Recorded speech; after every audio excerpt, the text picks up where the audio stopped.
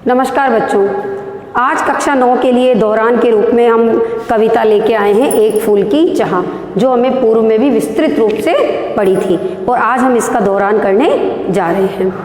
एक फूल की कविता, एक फूल की चाह कविता के जो कवि हैं, लेखक हैं, सियाराम शरण गुप्त जी हैं और इनका जो जन्म था वो झांसी के चेरगांव में 1895 में हुआ और इनकी मृत्यु 1963 में हुई।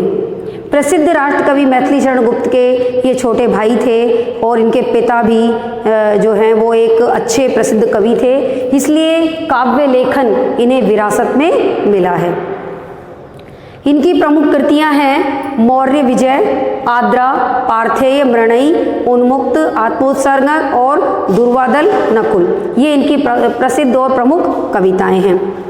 अब हम इस कविता की बात करें, एक फूल की चाह। ये एक लंबी और प्रसिद्ध कविता है। सियाराम शरण गुप्त जी द्वारा रचित इस कविता का कुछ अंश आपको इसमें दिखाया गया है।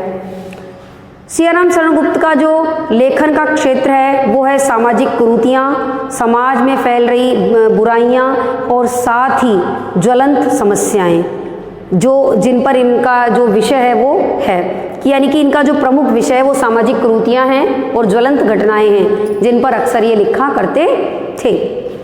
एक फूल की चाह कविता भी छुआछूत जैसे बुराई पर आधारित है, जिसने समाज को हमेशा प्रताड़ित, ऐसे लोगों को प्रताड़ित किया है जो दीन दुखी हैं, गरीब हैं और अछूत हैं। तो इस कविता में कवि ने यही बताने का प्रयास किया है और कि किस प्रकार से गरीब और अछूत व्यक्ति को समाज के पैसे वाले लोग और धर्म के नाम पर बने ठेकेदार लोग किस तरह से गरीब लोगों को परेशान करते हैं। उन्हें भगवान के दर्शन भी नहीं करने दिया जाता है, जबकि ईश्वर तो हम सबका है। इस कविता में हमने सबसे पहले देखा कि जो गांव है वहाँ पर एक महामारी फैली है, बीमारी फैली है और जहाँ पर जो बच्चों को अपने चपेटे में ले रही है, बच्चे उस बीमारी से मर रहे हैं। एक गरीब व्यक्ति भी, जिसकी बेटी का नाम सुखिया है, वह भी बच्चों के साथ खेलती है। पिता बड़ा ही डरा और दुखी है कि कहीं मेरी बेटी को ऐसा ज्वर या ये बीमारी ना हो जाए, और उसका डर बिल्कुल जायज़ था। उसकी पुत्री को एक दिन ऐसा बुखार या ज्वर आ गया जो उस महामारी में ज़्यादातर बच्चों को आता था, और सुखिया ने उस बीमारी की अवस्था में अपने पिता को सिर्फ एक इच्छा प्रकट की कि मुझे देवी माँ के चरणों का एक फूल ला दो। गरीब अछूत व्यक्ति अपनी पुत्री को इस छुआछूत के चलते देवी के चरणों का फूल भी नहीं लाकर दे सका। एक दिन लाख कोशिशों के बावजूद वह जैसे तैसे मंदिर में पहुंचा, देवी को प्रसाद चढ़ाया और प्रसाद लेकर अपनी बेटी के लिए आ ही रहा था, किंतु धर्म के ठेकेदारों ने उसे पहचान लिया कि ये तो एक अछूत व्यक्ति है, ये मंदिर में कैसे आ गया, और वहाँ उसे मारा पीटा गया और उससे प्रसाद और फूल छीन लिए गए और उसे जेल में बंद कर दिया गया। कि किस बहाने से कि एक अछूत मंदिर में चला आया है और इसने मंदिर की पवित्रता को ख़त्म कर दिया है।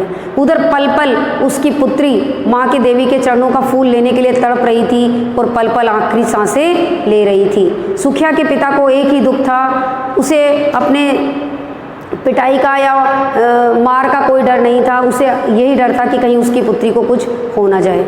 आखिरकार धर्म के ठेकेदारों ने सुखिया के पिता को जेल में डलवा दिया और सुखिया ने अंतिम सांसें ले ली। जेल से लौटने के बाद जब सुखिया का पिता अपनी पुत्री से मिलने के लिए दौड़ा तो उसे उसकी पुत्री एक राख के ढेर में तब्दील होती दिखाई दी, यानी वो मर गई थी, उसने मृत्यु को प्राप्त कर लिया था और उसके रिश्तेदारों ने सुखिया को जला दिया था। तो एक गरीब अछूत पिता अपने समाज के इस छुआछूत के चलन के चलते अपनी पुत्री के अंतिम दर्शन भी नहीं कर पाया था। तो इस कविता के माध्यम से कवि ने हमें यही बताने का प्रयास किया है कि समाज में धर्म के कुछ ठेकेदारों ने छूत अछूत के नाम पर लोगों को प्रताड़ित किया, गरीब लोगों को दुखी किया, और एक पिता के हृदय की वेदना है, एक गरीब बच्ची का दुख है कि वो ईश्वर के चरणों का फूल भी प्राप्त नहीं कर सकी। बच्चों, अब इसके प्रश्न उत्तरों को हम देखते हैं। इसमें जो पहला प्रश्न है, बीमार बच्ची ने क्या इच्छा प्रकट की? बीमार बच्ची ने देवी माँ के चरणों के फूल को प्राप्त करने की इच्छा प्रकट की। प्रश्न नंबर 2 है, सुखिया के पिता पर कौन सा आरोप लगाकर उसे दंडित किया गया। सुखिया के पिता पर आरोप लगाया गया कि उसने देवी माँ के मंदिर को की जो प्रतिष्ठा है उसको धूमिल किया है, मंदिर को उसने अछूत कर दिया है, मंदिर को उसने गंदा कर दिया है, ऐसा आरोप लगाकर उसे दंडित किया गया और कारावास में डाल दिया गया। जेल से छूटने पर सुखिया के पिता ने अपनी बच्ची को किस रूप में पाया। जेल से छूटने के बाद सुखिया के पिता ने अपनी पुत्री को एक राख की ढेरी में तब्दील पाया। वो अपनी पुत्री के अंतिम दर्शन नहीं कर पाया। इस कविता का केंद्रीय भाव अपने शब्दों में लिखिए। इस कविता का केंद्रीय भाव यही है कि समाज में फैल रही छुआछूत का अंत होना चाहिए, जाति और धर्म के नाम पर फैल रहे आडंबरों को बंद करना चाहिए, तभी हमारे समाज का विकास संभव है। और समाज में फैल रही छुआछूत के कारण गरीब और दुखी लोगों को काफ़ी कष्टों का सामना करना पड़ता है। तो इस कविता में बच्चों हमने यही देखा कि अंत में कि किस तरह से सुखिया के पिता को और सुखिया को दुख झेलना पड़ता है, सुखिया को देवी के चरणों का फूल भी प्राप्त नहीं होता और उसका अंतिम समय निकट आता है। इस तरह से सुखिया का ही उदाहरण नहीं है, बहुत से लोगों को समाज के ठेकेदारों ने प्रताड़ित किया है और समय समय पर लोग दुखी हुए हैं। किंतु आज के समय में दुनिया बदल रही है, लोग छुआछूत और धर्म के नाम पर आडंबरों को कम कर रहे हैं और ऐसा करना भी चाहिए।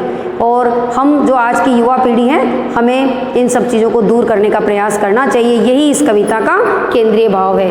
ये कविता आपको इसीलिए पढ़ाई जा रही है ताकि समाज में फैल रहे भेदभाव, चाहे वो जाति के आधार पे हो, धर्म के आधार पे हो या छूत अछूत स्पृश्य के आधार पर हो, इसका हमें अंत कर देना चाहिए। बच्चों हम आपको आज के वीडियो में 9th क्लास का सिलेबस बताने जा रहे हैं हाफ ईयरली एग्ज़ाम का। इसमें स्पर्श चैप्टर के गद्य खंड से चैप्टर नंबर 2, 3 और 4 आएगा। कहीं कहीं किताबों में इनकी सीक्वेंस अलग है, इसलिए चैप्टर्स के नेम आप लोग लिख लें। चैप्टर नंबर 2 दुख का अधिकार, चैप्टर नंबर 3 एवरेस्ट मेरी शिखर यात्रा बचेंद्री पाल द्वारा लिखित, और चैप्टर 4 अतिथि तुम कब जाओगे, जिसके लेखक हैं शरद जोशी। वहीं काव्य खंड में रैदास, रहीम और यहाँ एक चैप्टर का गैप है बीच में 9, 10 और 12, यानी रैदास, रहीम के दोहे और एक फूल की चाह। वहीं संचयन से चैप्टर नंबर 1 गिल्लू और चैप्टर नंबर 2 स्मृति आएगा। व्याकरण खंड में हमने दिया है शब्द और पद में अंतर, उपसर्ग प्रत्यय, वर्ण विच्छेद, अनुसार, अनुनासिक और नुक्ता, ये पूरा चैप्टर है। और उसके बाद हम लास्ट में देंगे अपठित गद्यांश। तो ये हमारा 9th क्लास का सिलेबस है जो आप, तो आशा है बच्चों आपको इसके प्रश्न उत्तर अच्छे से समझ में आ गए होंगे। आज के लिए इतना ही, धन्यवाद।